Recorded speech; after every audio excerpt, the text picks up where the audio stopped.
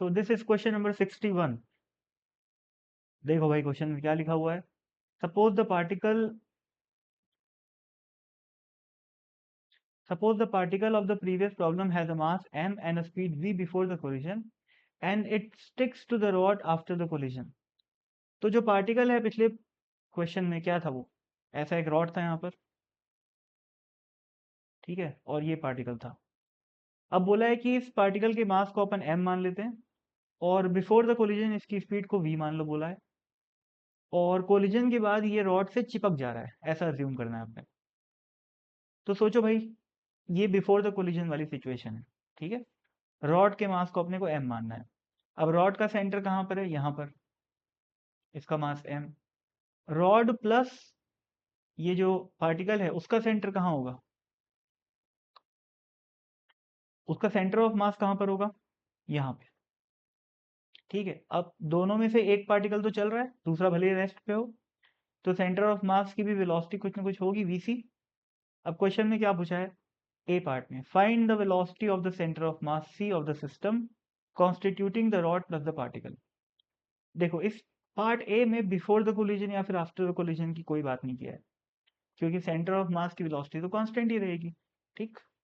तो क्या हो जाएगी, vc will be equal to m1 v1 plus m2 v2 divided by m1 plus m2. m1 v1 क्या हो गया, m into v plus second वाली रॉड तो रेस्ट, जो रॉड है वो तो रेस्ट पे है, तो जीरो आ गया, divided by m plus m. तो क्या आंसर आ रहा है, m we divided by m plus m. तो ये तो आ गई सेंटर ऑफ मास की वेलोसिटी, जो कि हमेशा सेम ही रहेगी, क्योंकि मोमेंटम कंजर्व रहेगा, फोर्सेस जो हैं कोलिजन वाली, जो इंटरनल फोर्स है कोलिजन, है ना, तो मोमेंटम कंजर्व रहेगा और सेंटर ऑफ मास की वेलोसिटी चेंज नहीं होगी. बी पार्ट को पढ़ो ध्यान से. Find the velocity of the particle with respect to C, यानी कि centre of mass, before the collision. Before the collision particle की वेलोसिटी क्या है सेंटर ऑफ मास के रिस्पेक्ट में, ये क्वेश्चन पूछा हुआ है. देखो भाई, ये अपना रॉड, ये पार्टिकल, इस पार्टिकल की खुद की ऐसे एक वी वेलोसिटी है और सेंटर ऑफ मास ऐसे वीसी स्पीड से जा रहा है. तो अगर मैं सेंटर ऑफ मास के फ्रेम में बैठ जाऊं तो सेंटर ऑफ मास की ये वेलोसिटी गायब हो जाएगी, गायब कर दो, और वो अपोजिट होके इस पार्टिकल को मिल जाएगी. ऐसा ही होता है ना, जब अपन किसी पार्टिकल के रेस्पेक्ट में देखते हैं तो उस पार्टिकल की जो ग्राउंड वेलोसिटी है उसका अपोजिट करके अपन बाकी सारे पार्टिकल्स को दे देते हैं. तो जो बाकी पार्टिकल्स का मोशन दिखाई देता है वो कैसा दिखाई देता है, motion of all the particles with respect to ये वाला पॉइंट. रिलेटिव मोशन में अपन लोगों ने ये सब पढ़ा था. तो सेंटर ऑफ मास के फ्रेम में, ये कौन सी फ्रेम है, centre of mass frame. Centre of mass frame में ये पार्टिकल के पास दो वेलोसिटी है, एक तो इसकी खुद की v आगे की तरफ और एक पीछे की तरफ vc, ठीक है. तो अब हमको क्या पूछा है, velocity of this particle with respect to in centre of mass frame. तो क्या करूंगा मैं,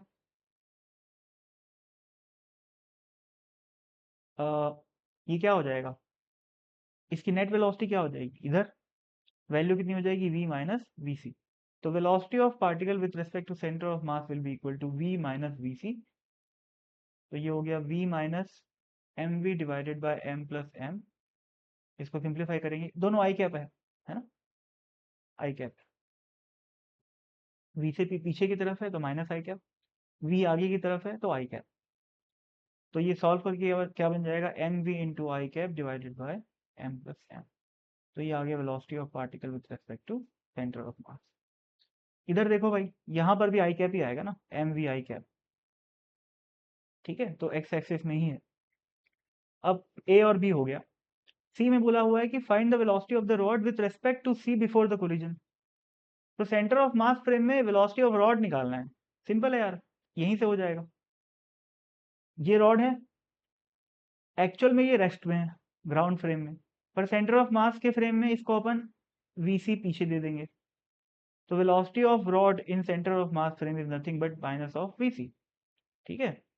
तो minus of m v i cap divided by m plus m. ये आ गया अपना रॉड. रॉड की वेलोसिटी मतलब होता है रॉड के सेंटर ऑफ मास की वेलोसिटी, ठीक है. तो ये आ गया. और साफ दिख रहा है, डायग्राम से भी दिख रहा है कि नेगेटिव एक्स एक्सिस में है और इस वजह से यहाँ पर आई कैप और एक माइनस साइन आया है। अभी डी पार्ट देखते हैं अपन, क्या लिखा है भाई डी में। Find the angular momentum of the particle of the rod about the centre of mass before the collision. Particle का और रॉड का दोनों का हमें निकालना है angular momentum centre of mass के रिस्पेक्ट में बिफोर द कोलिजन। तो बिफोर द कोलिजन हमने यहाँ पर डायग्राम बना चुका है, हम अपन यहाँ पर रॉड की डायग्राम ऑलरेडी बना चुके हैं, इसको फिर से बना देते हैं। ये रॉड कोलिजन से पहले रॉड के पास ऐसी वेलोसिटी है vc, centre of mass frame में, और पार्टिकल के पास कितनी वेलोसिटी है, velocity of particle with respect to c, जिसकी वैल्यू आई थी mv upon m plus m। ठीक है, पार्ट बी में ये निकाले थे अपन। अब सेंटर ऑफ मास कहाँ पर है भाई, सेंटर ऑफ मास है यहाँ पे, और ये जो रॉड है ये यहाँ पर इसका मास कितना है m, और ये पार्टिकल का मास कितना है m। तो सेंटर ऑफ मास से इस पार्टिकल की दूरी अपन निकाल सकते हैं, और सेंटर ऑफ मास के रॉड के सेंटर से, मतलब रॉड का सेंटर जो है उससे सेंटर ऑफ मास की दूरी को भी अपन निकाल सकते हैं। ठीक है, यानी कि ये वाली डिस्टेंस और ये वाली डिस्टेंस अपन निकाल सकते हैं। कैसे, हम लोगों ने पढ़ा है कहाँ पर, सेंटर ऑफ मास वाले चैप्टर में। इसको r1 मान लो, इसको r2 मान लो। r1 की वैल्यू क्या हो जाएगी, m divided by m plus m into ये वाली डिस्टेंस कितनी है, ये डिस्टेंस है l/2, तो l/2। सिमिलरली r2 की वैल्यू क्या आ जाएगी, m upon m plus m into l/2। अब डिस्टेंस निकालने का फायदा है, क्यों फायदा है, क्योंकि मेरे को इस पार्टिकल का मोमेंटम निकालना है। पार्टिकल का मोमेंटम कैसे निकालूंगा, सॉरी एंगुलर मोमेंटम। तो पार्टिकल क्या कर रहा है भाई, एक मिनट, देखो पार्टिकल ऐसे जा रहा है और सेंटर ऑफ मास से इसकी दूरी ये है, यानी कि r1। तो कैसे निकालते हैं अपन लोग angular momentum, angular momentum of particle with respect to centre of mass will be momentum of particle into कौन सी डिस्टेंस, परपेंडिकुलर डिस्टेंस, जो कि कितनी है, r1 है। ठीक है, और डायरेक्शन क्या दिख रही है अपने को, देखो ध्यान से, ये ऐसे क्लॉकवाइज दिख रहा है अपने को। ठीक है, पार्टिकल का जो मोशन है with respect to centre of mass वो क्लॉकवाइज डायरेक्शन में है। तो मैं क्या लिख रहा हूँ, एंगुलर मोमेंटम, तो वो क्या हो जाएगा, momentum of particle into r perpendicular, कौन सी डायरेक्शन में, क्लॉकवाइज डायरेक्शन। अब देख लो भाई मोमेंटम ऑफ पार्टिकल कितना है, मोमेंटम ऑफ पार्टिकल किस फ्रेम में, with respect to centre of mass frame में, क्योंकि सेंटर ऑफ मास फ्रेम में ही अपन निकाल रहे हैं एंगुलर मोमेंटम। ठीक है, तो इसको पीपीसी कर लो, पी फॉर मोमेंटम। तो क्या आ गया, ये मास इंटू रिलेटिव वेलोसिटी क्या है, m we divided by m plus m into r perpendicular है ये, कितना हो गया, m into l divided by m plus m, और यहाँ पर 2, कौन सा डायरेक्शन, क्लॉकवाइज डायरेक्शन। सिंप्लीफाई कर लो, ये m, यहाँ पर m का स्क्वायर, ये v, ये l, और ये m प्लस m और m प्लस m का स्क्वायर बन जाएगा, और ये 2, l/2 का 2 है वो यहाँ आ गया। तो ये अपना आ गया angular momentum of particle with respect to centre of mass before the collision. ठीक, अब ई पार्ट में, सॉरी डी का दूसरा पार्ट क्या है, हमें निकालना है angular momentum of rod in C frame. तो angular momentum of rod in centre of mass frame will be momentum of rod with respect to center of mass into perpendicular distance। तो अब देखो centre of मास यहाँ पर है, ये particle ऐसे जा रहा है, जो रॉड है, रॉड का सेंटर कैसे जा रहा है, ऐसे जा रहा है। तो एंगुलर मोमेंटम की डायरेक्शन हमें ऐसी दिखाई देनी चाहिए। ठीक है, यानी कि वो भी क्लॉकवाइज डायरेक्शन में। तो मैं लिख सकता हूँ कि इस वेक्टर की डायरेक्शन होगी क्लॉकवाइज। कर लो भाई, क्या हो जाएगा, mass of the rod into relative velocity of rod, जो कि कितनी आई थी, m v upon m plus m, velocity of rod with respect to centre of mass, part c में निकाले थे अपन, इनटू आर परपेंडिकुलर, जो कि यहाँ पर लिखा हुआ है m upon m plus m into l by two. Simplify कर लो भाई, ये आ जाएगा एम का square into capital m l by two, और यहाँ नीचे आ जाएगा m प्लस एम का स्क्वायर। सिंप्लीफाई कर लेना, ये रिजल्ट और ये रिजल्ट मिलता जुलता ही है, बस यहाँ पर कैपिटल एम का स्क्वायर है, यहाँ पर स्मॉल एम का स्क्वायर है। ठीक है, तो ये आ गया अपना पार्ट डी के दोनों आंसर। अभी पार्ट ई, क्या पूछा है भाई ई में? Find the moment of inertia of the system about the vertical axis through the centre of mass c after the collision. देखो भाई, आफ्टर द कोलिजन दोनों चिपक जा रहे हैं, तो कोलिजन के बाद क्या बचा हमारे पास? सिंपल एक रॉड बची, और इस पे एक पार्टिकल ऐसे चिपका हुआ है, और सेंटर ऑफ मास कहाँ पर है? सेंटर ऑफ मास यहाँ पर है, और ये डिस्टेंस r1 हमको पता है, और रॉड के सेंटर से ये वाली डिस्टेंस हमको r2 भी पता है। अब मोमेंट ऑफ इनर्शिया निकालना है, किसके अबाउट? सेंटर ऑफ मास से पास होती हुई एक्सिस के अबाउट, और वो एक्सिस इस बोर्ड के परपेंडिकुलर इमेजिन करो। ठीक है, यहां से ऐसे पास हो रही है बोर्ड के परपेंडिकुलर, तो moment of inertia will be equal to moment of inertia of particle plus moment of inertia of rod. Moment of inertia of particle क्या हो जाएगा? सिंपली m इंटू r1 का स्क्वायर। और रॉड का moment of inertia कैसे निकाल सकता हूं? इस एक्सिस के अबाउट रॉड का मोमेंट ऑफ इनर्शिया क्या हो जाएगा? ICM, which is nothing but m into L square by 12। हम सबको पता है ये रिजल्ट। और इस एक्सिस के अबाउट क्या हो जाएगा? ICM प्लस मास इंटू ये वाली डिस्टेंस का स्क्वायर, यानी कि r2 का स्क्वायर। क्या लगाया हूं मैं यहाँ पर? Parallel axis theorem. एक एक्सिस जो कि यहां से पास हो रही है, उसके अबाउट मोमेंट ऑफ इनर्शिया क्या होता है? ICM plus m into r perpendicular का स्क्वायर। ठीक है, तो ICM कितना है? ml square by 12।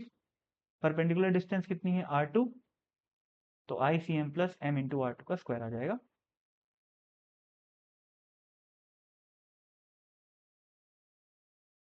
तो ये आ गया m इंटू r1 की वैल्यू तो पता है ना भाई, रख लेना यार, प्लस ICM क्या आ गया? ml square by 12 plus m into r2 की वैल्यू भी हमें पता है, तो वैल्यूज को पुट करोगे तो आंसर आ जाएगा। सिंप्लीफाई करने की जरूरत पड़ सकती है, कोई बड़ी बात नहीं है। यहाँ से R1 R2 की वैल्यू उठाओ, पुट करो, आंसर आ जाएगा। अगला ई पार्ट हो गया। एफ में क्या लिखा हुआ है? Find the velocity of the centre c and the angular velocity of the system about the centre of mass after the collision. Find the velocity of centre of mass of the system, ये तो अपन पहले ही निकाल चुके हैं यार, है ना? यहाँ पर ये find the velocity of the centre of mass C, और क्या लिखा हुआ है? Angular velocity of system about the centre of mass. System की एंगुलर वेलोसिटी निकालनी है सेंटर ऑफ मास के अबाउट। तो सोचो भाई यहाँ हो क्या रहा है? सेंटर ऑफ मास तो सिंपल चल रहा है ना, ऐसे VC स्पीड से।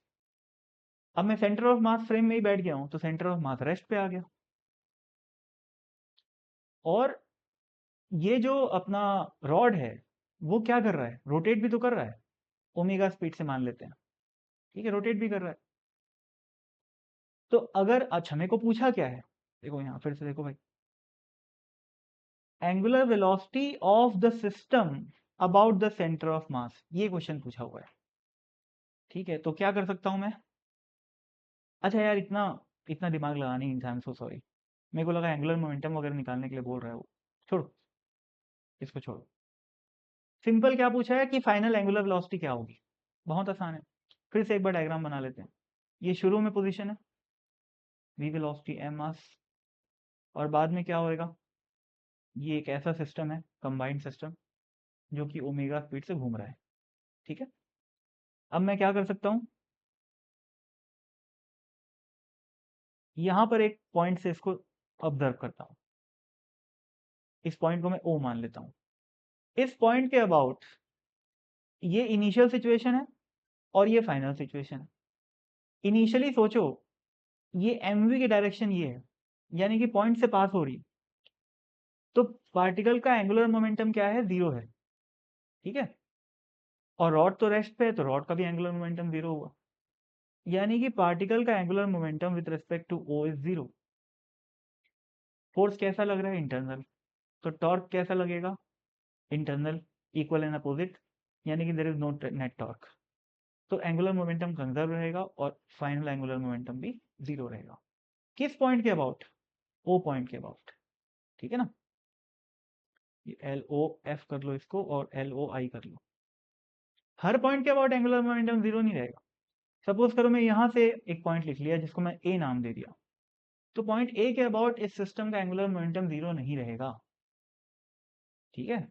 कंजर्व तो रहेगा ही क्योंकि इंटरनल फोर्स है, नेट टॉर्क 0 है, कंजर्व तो रहेगा, पर l about a will not be equal to 0। तो हम लोग ओ को इसीलिए सेलेक्ट किए हैं ताकि कैलकुलेशन आसान हो जाए। क्यों आसान हो जाए, क्योंकि 0 है, फाइनली भी 0 रहेगा। कैसे करें भैया, सोचो। ये एक कंबाइंड सिस्टम हो गया जो कि रोटेट भी कर रहा है और ट्रांसलेट भी कर रहा है। इस सिस्टम का सेंटर ऑफ मास है यहाँ पर, जो कि कितनी स्पीड से जा रहा है, m v upon m plus m, पहले पार्ट में कैलकुलेट किए थे। और इस सेंटर ऑफ मास के अबाउट ये सिस्टम ऐसे ओमेगा स्पीड से घूम रहा है। जब भी कोई सिस्टम फ्रीली रोटेट करता है तो वो अपने सेंटर ऑफ मास के अबाउट ही रोटेट करता है। ये रॉड फ्री है, हॉरिजॉन्टल एक्सिस में घूमने के लिए, सॉरी हॉरिजॉन्टल प्लेन में घूमने के लिए ये फ्री है, तो सेंटर ऑफ मास के अबाउट ही रोटेट करेगी। There is no axis of rotation, कहीं से इसको हिंज वगैरह नहीं किया हुआ है, तो किसके अबाउट रोटेट करेगी, सेंटर ऑफ मास के अबाउट ही रोटेट करेगी। अब मैं सिंपली ये भूल जाता हूं कि यहाँ पर क्या है। ऐसा समझ लो कि सेंटर ऑफ मास ये रहा जो इतनी स्पीड से जा रहा है, और ये जो भी बॉडी है वो ऐसे ओमेगा स्पीड से घूम रही है, ठीक है। तब ऐसे में अपन लोग मोमेंटम कैसे लिखते हैं, एंगुलर मोमेंटम आई इंटू ओमेगा, ठीक है, प्लस लीनियर, इस पार्टिकल के लीनियर मोशन को कंसिडर करते हुए कैसे लिखते हैं एंगुलर मोमेंटम,